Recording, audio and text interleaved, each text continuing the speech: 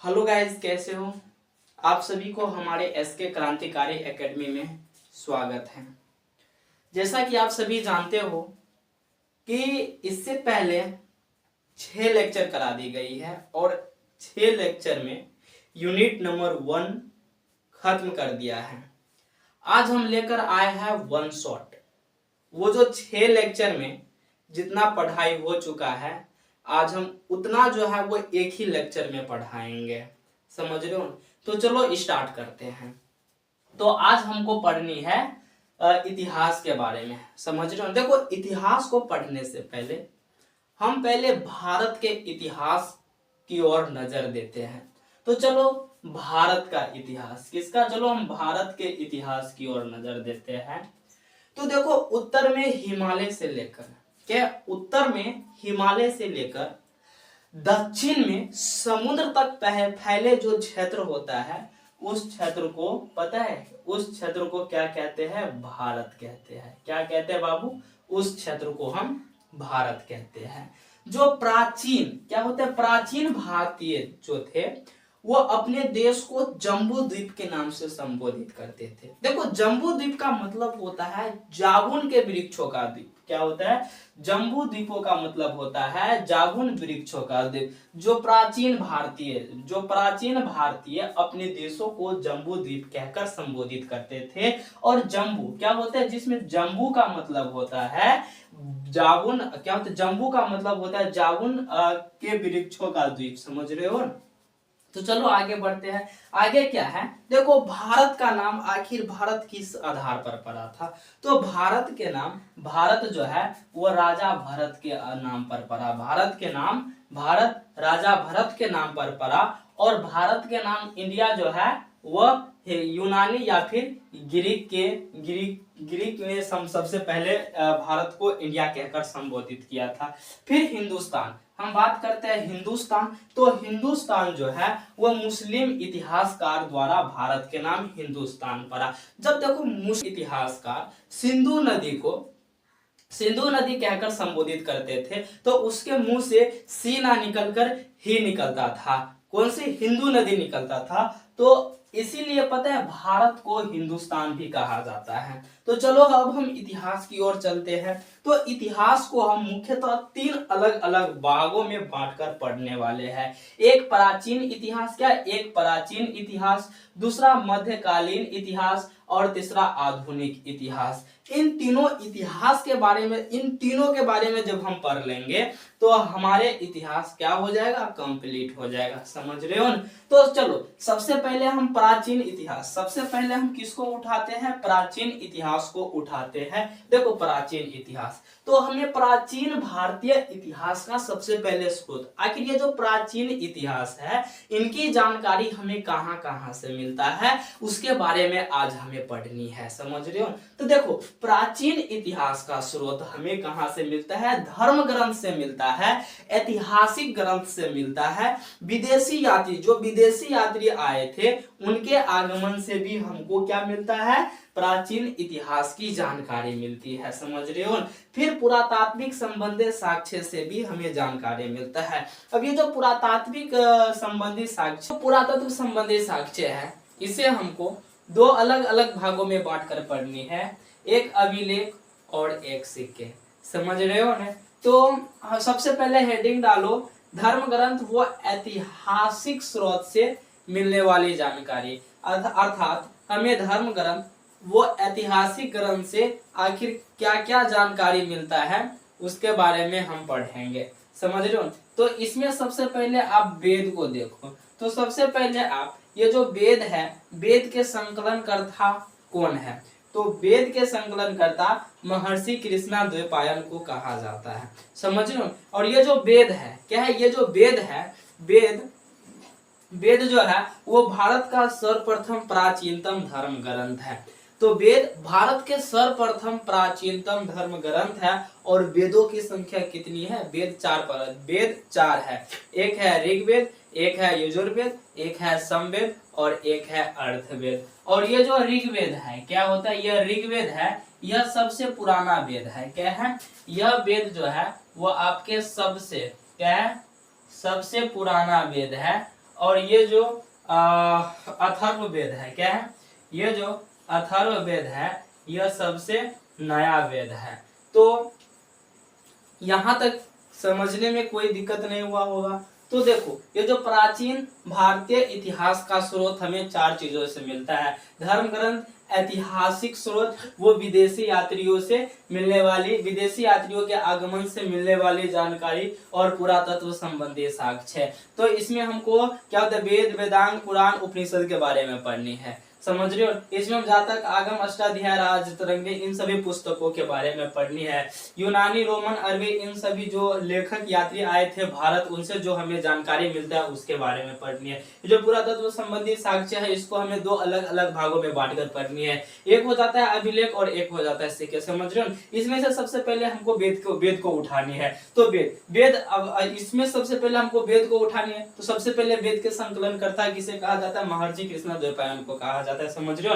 तो भारत का ये जो वेद है, ये वेद भारत का सर्वप्रथम प्राचीनतम धर्म ग्रंथ है और वेद की संख्या जो है वो 4 है। कौन कौन है, तो ऋग्वेद, यजुर्वेद, सामवेद, अर्थवेद। ये जो ऋग्वेद है ये सबसे पुराने वेद है, यानी सर्वप्राचीनतम वेद कौन सा है, ऋग्वेद है। और सबसे नया वेद कौन सा है, तो अथर्ववेद है, समझ रहे हो ना। तो चलो चलते हैं।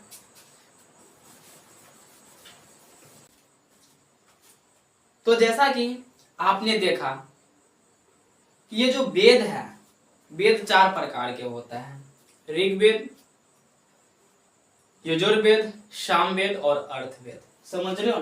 क्या है, ऋग्वेद, यजुर्वेद, सामवेद और अर्थवेद, ये 4 प्रकार के वेद होता है। जिसमें से ये जो ऋग्वेद है यह सबसे प्राचीनतम वेद है और ये जो आपका अथर्ववेद है यह सबसे नया वेद है। अब हमें सबसे पहले कौन से ऋग्वेद के बारे में पढ़नी है। तो यहाँ पर सबसे पहले आपको ऋग्वेद लिखकर हेडिंग डालनी है। तो देखो इसमें हमें मुख्य रूप से क्या ध्यान रखना है कि ये जो ऋग्वेद है, ऋग्वेद में मुख्यतः कितने 10 मंडल है, कितने 10 मंडल है। क्या ऋग्वेद में 10 मंडल है, 1028 सूक्त है, समझ रहे हो ना।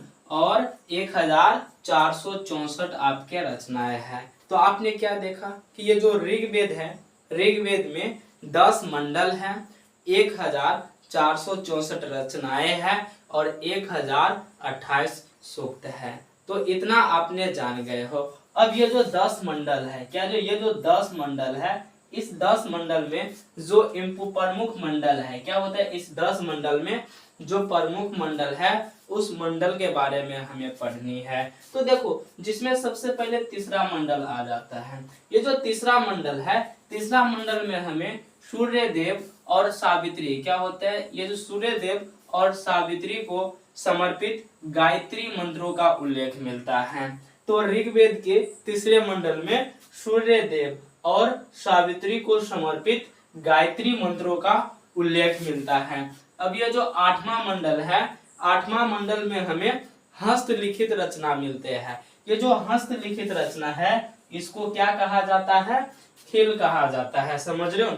और ये जो 9वां मंडल है, 9वां मंडल में हमें सोम देवता के बारे में उल्लेख मिलता है। अब ये जो सोम देवता है, क्या ये जो 9वां मंडल में हमें सोम देवता के बारे में उल्लेख मिलता है। और ये जो 10वां मंडल है, 10वां मंडल में हमें पुरुष सूक्त के बारे में जानकारी मिलता है। तो आई होप आप लोग यहाँ तक समझ गए होंगे। तो वेद 4 प्रकार के होते हैं। वेद कितने, तो आपने देखा कि वेद 4 प्रकार के होता है, ऋग्वेद, यजुर्वेद, सामवेद और अर्थवेद, इतने प्रकार के वेद होते हैं। जिसमें से सबसे प्राचीनतम वेद कौन सा है, तो ऋग्वेद जो है वो सबसे प्राचीनतम वेद है, समझ रहे हो। और आपका जो अथर्ववेद है यह सबसे नया वाले वेद है। तो इन चारों वेद को हम एक एक करके पढ़ने वाले हैं। तो सबसे पहले हम किसको उठाए, तो सबसे पहले हम ऋग्वेद को देखें। तो ऋग्वेद में 10 मंडल है, 1428 यानी सॉरी माफ कीजिएगा 1464 क्या है, रचनाएं है। क्या होता है, 1464 रचनाएं हैं और 1028 सूक्त है। यहाँ तक कोई दिक्कत नहीं है। अब ये जो 10 मंडल है, 10 मंडल में जो हमें प्रमुख मंडल है उन्हीं मंडलों के बारे में पढ़नी है। तो सबसे पहले ये जो 10 मंडल में तीसरा मंडल में सूर्यदेव और सावित्री को समर्पित गायत्री मंत्र ओम भूम भुवः स्वः, ये वाले जो मंत्र है इस मंत्रों का उल्लेख मिलता है। अब ये जो 8वें मंडल है, 8वां मंडल में हमें हस्तलिखित रचना मिलता है। अब देखो हस्तलिखित रचना, इस हस्तलिखित रचना को हम लोग खिल कहते हैं। अब ये जो 9वां मंडल है, 9वां मंडल में हमको क्या मिलता है, 9वां मंडल में हमें सोम देवता के बारे में उल्लेख मिलता है और 10वां मंडल में हमको पुरुष सूक्त के बारे में जानकारी मिलती है। तो यहाँ तक समझने में कोई दिक्कत नहीं है। अब देखो अकॉर्डिंग टू पुरुष सूक्त, अगर हम पुरुष सूक्त के अनुसार देखें न तो ऋग्वैदिक काल में समाज 4 भागों में बटे हुए थे। एक था आपका ब्राह्मण, एक था आपका क्षत्रिय, एक था आपका वैश्य और एक था शूद्र। समझ रहे हो? और ऐसा माना जाता है कि इन चारों जाति जो है वो एक दूसरे से अलग थे। समझ रहे हो?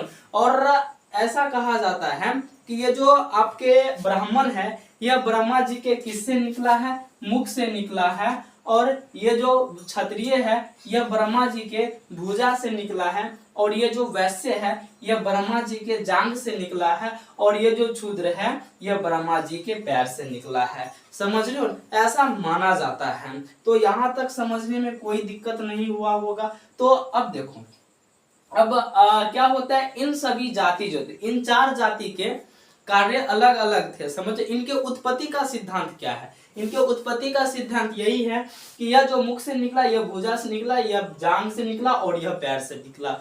कोई दिक्कत नहीं है।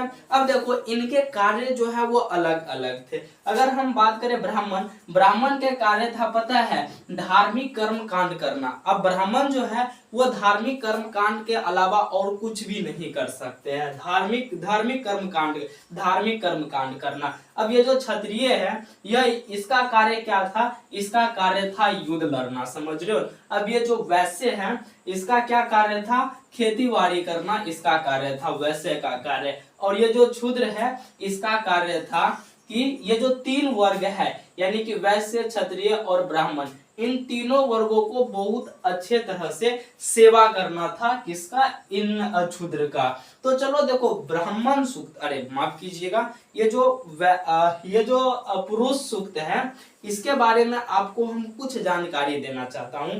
देखो जैसे अब देखो आप आगे वाले यूनिट में पढ़ोगे, एक ऋग्वैदिक काल पढ़ोगे और एक उत्तर वैदिक काल पढ़ोगे। समझ रहे हो? तो ये जो ऋग्वैदिक काल है, ऋग्वैदिक काल में अगर हम पुरुष सूक्त के बारे में बात करेंगे न तो यह 4 भागों में बटे हुए थे। समझ रहे हो?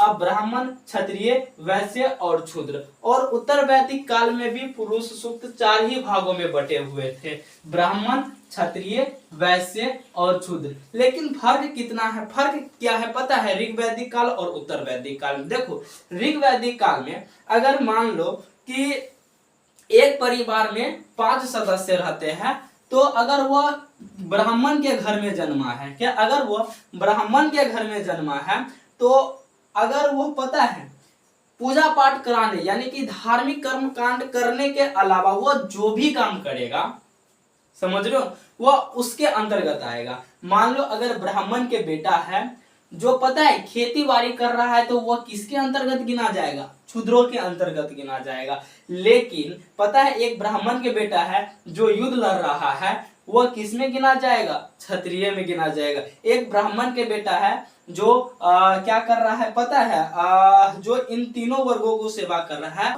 शूद्र के अंतर्गत आएगा। समझ रहे हो? लेकिन पता है उत्तर वैदिक काल में क्या हुआ कि उत्तर वैदिक काल में यह हुआ कि ये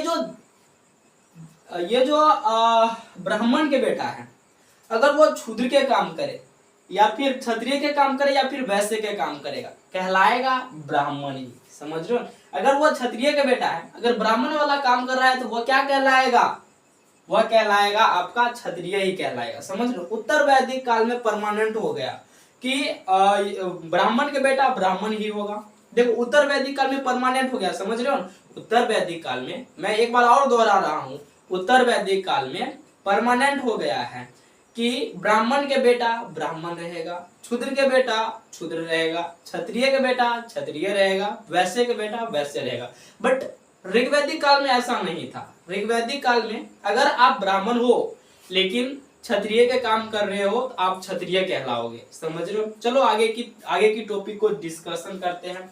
अब देखो दूसरा नंबर में आपका यजुर्वेद आता है। अब देखो ये जो यजुर्वेद है, यजुर्वेद क्या हो? यजुर्वेद। अब ये जो यजुर्वेद है इसमें यजु का मतलब, यजु का अर्थ होता है यज्ञ।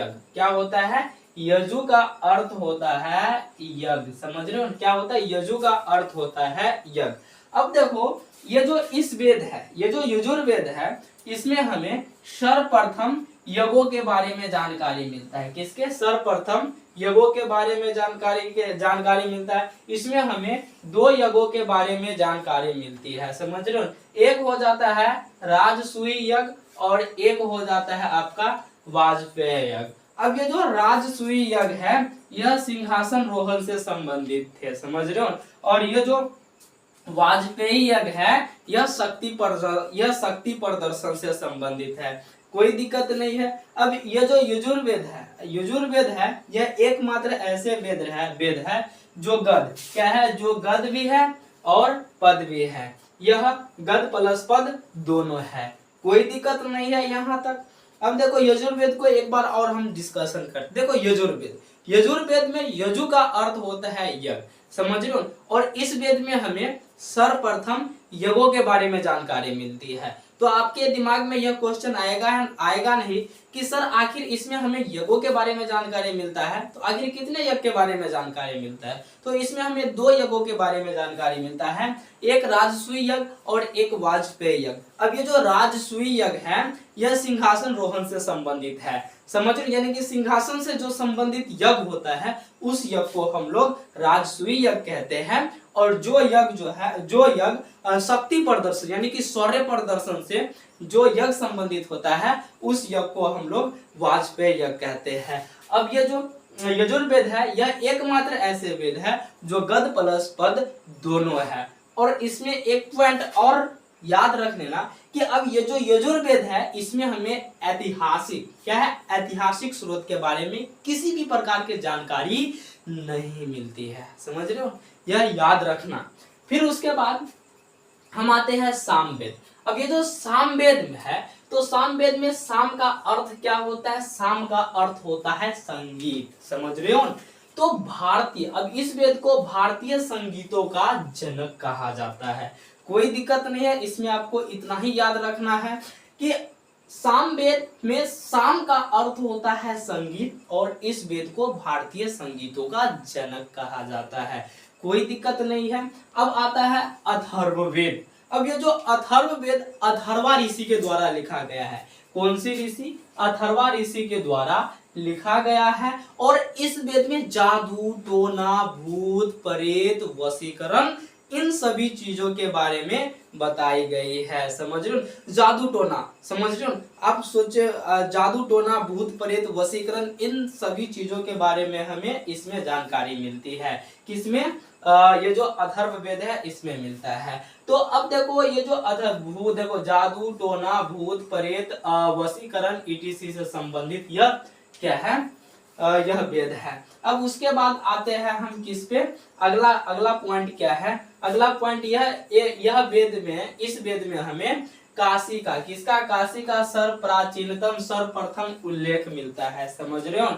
और इस वेद में अगर सबसे प्रिय देवता के बात करेंगे तो वो आपके प्रजापति थे। और इस वेद में हमें प्रजापति की 2 पुत्री अर्थात एक सभा और एक समिति इन दोनों के उल्लेख मिलती है। समझ रहे हो ना? कोई दिक्कत नहीं है। और इस वेद में हमें सर्वप्रथम औषधि के बारे में भी उल्लेख मिलता है। किसके? औषधि के बारे में भी उल्लेख मिलता है। और इस वेद में जो परीक्षित है उस परीक्षित को गुरुओं का राजा कहा जाता है। डन? कोई दिक्कत? आप वेद पढ़ लिए। वेद के बाद अब हम पढ़ते हैं वेदांग। क्या पढ़ेंगे? वेदांग पढ़ेंगे। अब आपके दिमाग में यह नहीं आया है कि आखिर हम वेदांग की रचना क्यों किया गया है? आखिर इसके पीछे क्या कारण है? तो देखो सिंपल बात, वेदांग की रचना इसलिए किया गया है ताकि वेद के अच्छे तरह से समझ सके। क्या है? वेदों को भली भांति समझने के लिए, क्या है, वेदों को भली भांति समझने के लिए किसकी रचना की गई है? वेदांग की रचना की गई है। समझ रहे हो? वेदों को भली भांति समझने के लिए वेदांग की रचना की गई है। कोई दिक्कत नहीं है। चलो क्या है, देखो वेदों को भली भांति समझने के लिए किसकी? वेदांग की रचना की गई है। समझ रहे हो? कोई दिक्कत नहीं है। अब देखो आखिर वेदांगों की संख्या कितनी है? तो वेदांग की संख्या 6 है। शिक्षा, ज्योति, कल्प, छंद, निरुक्त और व्याकरण। कौन कौन है? शिक्षा, ज्योति, कल्प, छंद, निरुक्त और प्लस व्याकरण। ये तीनों क्या, ये 6 क्या है? 6 आपका वेदांग है। अगर आपसे कोई पूछता है कि बताओ बाबू वेदांगों की संख्या कितनी है, तो वेदांगों की संख्या आंख मूंदकर 6 मार देना। कौन कौन? शिक्षा, ज्योति, कल्प, छंद, निरुक्त, व्याकरण। कोई दिक्कत नहीं है। अब चलते हैं हम आगे पुराणों की ओर। अब देखो पुराण, सबसे पहले हमें इसमें यह ध्यान रखना है कि आखिर ये जो पुराण है, क्या आखिर पुराण है, इसकी संख्या कितनी है? तो आपने वेदों की संख्या देखा, वेदों की संख्या कितनी थी? 4 थी। ऋग्वेद, सामवेद, अर्थवेद और यजुर्वेद। समझ रहे हो? और वेदांगों की संख्या कितनी है? 6 है। शिक्षा, ज्योति, कल्प, छंद, निरुक्त और व्याकरण। अब पुराणों की संख्या कितनी है? तो पुराणों की संख्या 18 है। समझ रहे हो? और इन 18 पुराणों में जो सबसे इंपोर्टेंट पुराण होगा, उन्हीं पुराणों को हम इस लेक्चर में डिस्कशन करेंगे। समझ रहे हो ना? सबसे पहले आपको यह ध्यान रखना है कि आखिर पुराण की रचना किसके द्वारा किया गया है। तो पुराणों की रचना जो होता है वो लोमहर्ष, क्या है? लोमहर्ष या फिर उग्रसर्वा के द्वारा वेदांगों की रचना की गई है। तो माफ कीजिएगा, वेदांगों की नहीं, किसका? पुराण की रचना किसके द्वारा किया गया? लोमहर्ष। क्या होता है? लोमहर्ष या फिर उग्रसर्वा द्वारा किसकी रचना की गई है? पुराणों की रचना की गई है। समझ रहे हो? अब हम देखते हैं कि देखो सबसे प्राचीनतम पुराण, सबसे प्राचीनतम पुराण कौन सी पुराण है? जो मत्स्य पुराण है। क्या है? सबसे प्राचीनतम पुराण कौन सा है? तो सबसे प्राचीनतम पुराण जो होता है मत्स्य पुराण है। कौन सा? मत्स्य पुराण। मत्स्य पुराण को सबसे प्राचीन पुराण कहा जाता है। कोई दिक्कत नहीं है। अब ये जो विष्णु पुराण है, कौन सी पुराण? विष्णु पुराण। इसमें हमें कौन से वंश के बारे में जानकारी मिलती है? तो मौर्य वंश के बारे में जानकारी मिलता है। अब ये जो आपका वायु पुराण, वायु पुराण में किस वंश के बारे में जानकारी मिलती है? तो हमें गुप्त वंश के बारे में जानकारी मिलती है। मत्स्य पुराण, मत्स्य पुराण में किस वंश के बारे में जानकारी मिलती है? तो अंध्र सातवाहन वंशों के बारे में हमें जानकारी मिलती है। अब देखो इसको हमें ध्यान रखने के लिए क्या करनी चाहिए? तो सिंपल बात है, अगर देखो अगर हमको पूछेगा कि बताओ विष्णु पुराण में हमें किस वंश के बारे में जानकारी मिलता है, तो अब आप सीधा आंख बंद करना ऐसे करके और सोचना कि जो भगवान श्री कृष्ण, क्या होता है? भगवान श्री कृष्ण अपने मुकुट में किसको धारण करता है? तो विष्णु पुराण, माफ कीजिएगा, देखो विष्णु पुराण, भगवान विष्णु जी अपने मुकुट में किसको धारण करता है? तो मौर्य को धारण करता है। तो इसीलिए इसमें हमें मौर्य वंश के बारे में जानकारी मिलेगी। समझ रहे हो? तो अब हम बात करते हैं कि आखिर इसको कैसे ध्यान रखेंगे। तो अब देखो वायु पुराण, वायु पुराण में किसके बारे में जानकारी मिलती है? देखो वायु आपको, हमें या फिर किसी भी व्यक्ति को, इस संसार में जितने भी व्यक्ति हैं, क्या आप वायु को देख सकते हो? नहीं, नहीं ना देख सकते हो। मतलब क्या? वायु क्या है? वायु गुप्त है। समझ रहे हो? कहने का मतलब ये हुआ कि वायु पुराण में हमें गुप्त वंशों के बारे में जानकारी मिलता है। किसके बारे में जानकारी मिलता है? गुप्त वंशों के बारे में जानकारी मिलता है। तो अंध्र सातवाहन वंश। अब देखो मत्स्य पुराण में हमको किसके बारे में जानकारी मिलता है? अंध्र सातवाहन वंश। अब देखो मत्स्य पुराण, अब देखो मत्स्य मतलब क्या होता है? मत्स्य मतलब मछली होता है, मतलब माछ होता है। अब देखो आंध्र, अब देखो आंध्रा में क्या होता है? माछ जो होता है शायद ज्यादा मिलती है। समझ रहे हो? तो याद रखना मत्स्य पुराण, अंध्र सातवाहन वंश, कोई दिक्कत नहीं है। अब चलो आगे चलते हैं। आगे हम देखेंगे कि हमने देखो हमने क्या कंप्लीट कर लिए, हमने जो हमें धर्म ग्रंथ से जितने भी जानकारी मिलती है हम उन सभी चीजों को कंप्लीट कर लिए है। अब हम पढ़ेंगे ऐतिहासिक स्रोत से मिलने वाली जानकारी, किसके, ऐतिहासिक स्रोत, ऐतिहासिक ग्रंथ से जो हमें जानकारी मिलती है उस जानकारी के बारे में पढ़ेंगे। समझ रहे हो। तो देखो इसमें हमें मुख्य रूप से मैनली रूप से किसके बारे में पढ़नी है, तो पुस्तकों के बारे में पढ़नी है। समझ रहे हो। तो चलो सबसे पहले पुस्तक हम स्टार्ट करते हैं जातक। अब ये जो जातक पुस्तक है, अगर आपसे पूछेगा कि बताओ ये जातक पुस्तक किससे संबंधित है, बता सकते हो आप जातक पुस्तक किससे संबंधित है, तो ये जो जातक पुस्तक है यह बौद्ध धर्म से संबंधित है। किससे संबंधित है, बौद्ध धर्म से संबंधित है। और बौद्ध धर्म देखो एक बहुत ही अच्छे धर्म है, लेकिन जब समय बीतते गया, समय बीते बीते बीते एक समय ऐसा आता है, यानी कि एक बिंदु ऐसा आती है कि ये जो बौद्ध धर्म है दो अलग अलग भागों में बट जाता है। एक हो जाता है हीनयान और दूसरा हो जाता है महायान। बौद्ध धर्म जो है वो कितने भागों में बटे हुए थे, बौद्ध धर्म दो भागों में बटे हुए थे, एक हीनयान और दूसरा कौन से, महायान। कोई दिक्कत नहीं है। अब इसके बाद हम ये जो कोई दिक्कत, बौद्ध धर्म कितने भागों में बटे हुए थे, दो भागों में, एक हीनयान और दूसरा महायान। अब ये जो कथा वस्तु, क्या है कथा वस्तु, ये भी क्या है, एक प्रकार के बुक है। कथा वस्तु ये भी एक प्रकार के बुक है और इसमें हमें भगवान बौद्ध के, क्या होता है, भगवान बौद्ध के जो जीवन चरित्र थे उसके बारे में जानकारी मिलती है। समझ रहे हो, कोई दिक्कत नहीं। चलो एक बार रिवाइज मारते हैं यहां से। चलो वेदांग हम लोग पढ़ रहे थे, तो सबसे पहले आखिर वेदांगों की रचना क्यों किया गया है, तो वेदांगों की रचना जो है वो वेद को भली भांति समझने के लिए वेदांगों की रचना की गई है। समझ रहे हो। तो वेदांग की संख्या कितनी है, तो वेदांग की संख्या 6 है। शिक्षा, ज्योति, कल्प, छंद, निरुक्त और व्याकरण, ये 6 क्या है, वेदांग है। अगर आपसे पूछते बताओ शिक्षा क्या है, वेद है, वेदांग है या फिर उपनिषद है, तो शिक्षा एक प्रकार के वेद है। समझ रहे हो। फिर व्याकरण क्या, वेद, वेदांग या फिर उपनिषद क्या है, या फिर इनमें से कोई नहीं है, क्या है, यह एक प्रकार के वेदांग है। तो कोई दिक्कत नहीं है वेदांग में। अब इसके बाद हम किसके बारे में, वेदांग के बाद पुराण में आते हैं। देखो पुराण की संख्या कितनी है, तो पुराण की संख्या 18 है। हमें 18 पुराण के बारे में नहीं पढ़नी है। इन पुराण में जो इम्पोर्टेंट पुराण है उसी पुराणों को बारे में पढ़नी है। समझ रहे हो। तो अब ये जो पुराण है, सबसे पहले पुराण के संख्या 18 है और इसकी जो है वो रचना किसके द्वारा किया गया, लोमहर्ष या फिर उग्रशर्मा द्वारा इसकी रचना किया गया है। समझ रहे हो। पुराण, अब देखो पुराण सबसे प्राचीनतम पुराण जो है वो मत्स्य पुराण को कहा जाता है। किसको, सबसे प्राचीनतम पुराण मत्स्य पुराण को कहा जाता है। अब आ जाते हैं हम किसमें, अब देखो मत्स्य पुराण को कहा जाता है। अब आ जाते हैं विष्णु, जो विष्णु पुराण है, विष्णु पुराण में हमें मौर्य वंश के बारे में जानकारी मिलता है। वायु पुराण में गुप्त वंश के बारे में जानकारी मिलता है। और ये जो मत्स्य पुराण है इसमें हमें आंध्र सातवाहन वंशों के बारे में जानकारी मिलती है। कोई दिक्कत नहीं है। अब यहाँ पर कंप्लीट होता है क्या, तो धर्म ग्रंथ से जो जितने भी जानकारी मिलती है यहाँ पर कंप्लीट होता है। स्वाहा।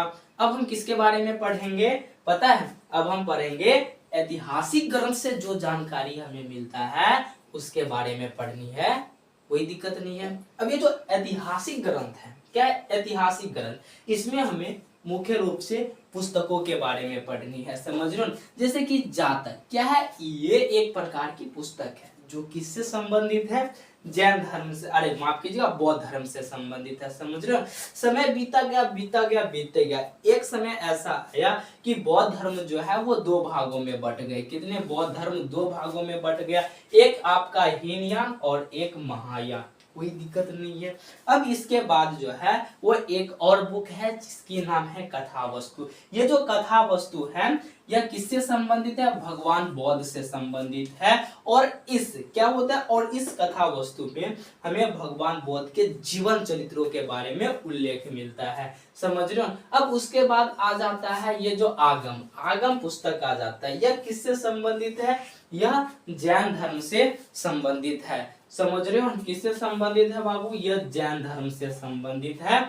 और जैन धर्म भी पता है एक बिंदु जैन धर्म में भी एक बिंदु ऐसा आता है कि जैन धर्म दो अलग अलग भागों में बट जाता है। एक हो जाता है आपका श्वेतांबर और एक हो जाता है दिगंबर। समझ रहे हो जैन धर्म कितने भागों में बटे हुए थे, जैन धर्म दो भागों में बटे हुए थे, एक श्वेतांबर और एक दिगंबर। समझ रहे हो ना। अब हम जैन धर्म के जो भगवती सूत्र है, क्या है, जैन धर्म के भगवती सूत्र में हमें महावीर स्वामी के बारे में जानकारी मिलती है। अब आखिर महावीर स्वामी कौन थे, आपके दिमाग में आया होगा ना क्वेश्चन कि महावीर स्वामी कौन थे। महावीर स्वामी जो है वो जैन धर्म के 24वें तीर्थंकर थे। समझ रहे हो 24वें के साथ आपको ये भी ध्यान रखनी है कि 24वां का साथ 24वें के साथ जो है वो महावीर स्वामी जैन धर्म के अंतिम तीर्थंकर भी थे। कोई दिक्कत नहीं है। अब इसके बाद अगला पुस्तक आता है जिसका नाम है राजतरंगिणी।